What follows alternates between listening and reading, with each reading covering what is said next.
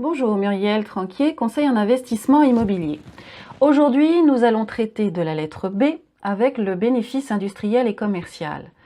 Le bénéfice industriel et commercial est le revenu que vous obtiendrez en faisant une activité commerciale et il est défini dans l'article 34 et suivant du Code général des impôts.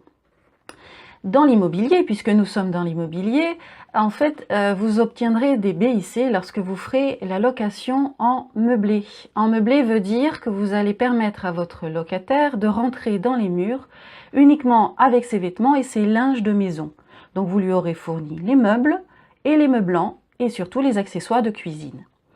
Donc face à cet investissement-là, eh bien, il y a un énorme avantage puisque comme vous n'êtes pas en déclaration de revenus fonciers et qu'en BIC, nous avons un avantage de charge qui s'appelle l'amortissement. L'amortissement, c'est l'acceptation de l'érosion du bien. L'immobilier, en règle générale, une fois qu'on a détaillé tous les éléments constituant l'immobilier, puisqu'en fait, chaque chose, la fenêtre, la porte, la salle de bain, les murs, le toit, le sol, le plancher, tout ceci va s'éroder de façon différente. Donc une moyenne a été acceptée de 35 années sur l'immobilier.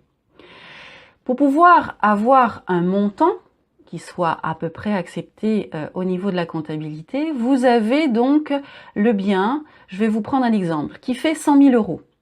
Si ce bien fait 100 000 euros, il y a une chose par contre que vous devez ôter, qu'il ne faut pas oublier, c'est que le foncier ne sera pas amortissable. Donc il faut l'ôter du montant que vous allez amortir. 100 000 euros, on enlève 15%, nous obtenons 85 000 euros. Ces 85 000 euros seront votre base d'amortissement sur 35 ans, ce qui nous donne 2 428 euros en moyenne annuelle. Pendant 35 ans, vous avez cette somme qui est une charge comptable. Vous ne la perdez pas dans votre quotidien et vous ne la sortez pas de votre poche. Ce qui est un avantage énorme. Pourquoi? Parce qu'en revenu foncier, pour faire du déficit, il faut investir. Donc cet amortissement, qui fait donc 2 428 pour 85 000 euros, va se mettre face à vos revenus. On estime en moyenne, cote basse d'un revenu dans du locatif de résidence hôtelière, étudiantes et autres, une moyenne de 4%. Donc on va estimer vos revenus annuels à 4 000 euros.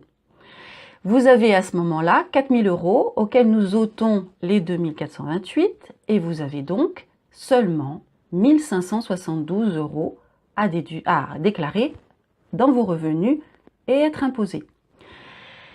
Là, vous avez une grosse décote qui vous permet d'avoir des revenus peu imposés.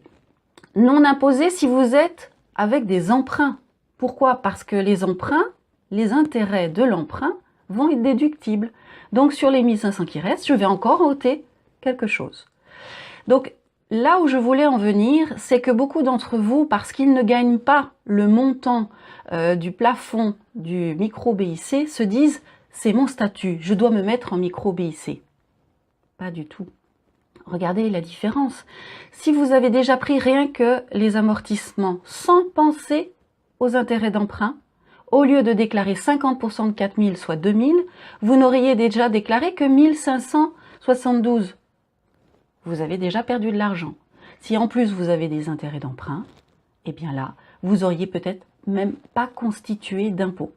Sachant que en France, nous sommes imposés à l'impôt sur le revenu, ce que nous appelons le taux marginal d'imposition, la TMI, qui va de 14 à 45%, mais en même temps, vous avez les 15,5 qui vont passer à 17,2% de CSG-CRDS, ce qui est énorme. Donc, pour pouvoir réduire les revenus de votre activité, il est opportun de trouver des charges dans le meublé. Elles sont constituées d'elles-mêmes. Dans le foncier, c'est différent, et d'ailleurs, je traiterai dans la lettre D prochainement, le déficit foncier. J'espère vous avoir apporté quelques éclaircissements concernant le BIC et je vous retrouve dans quelques temps. À très bientôt. Bonne journée.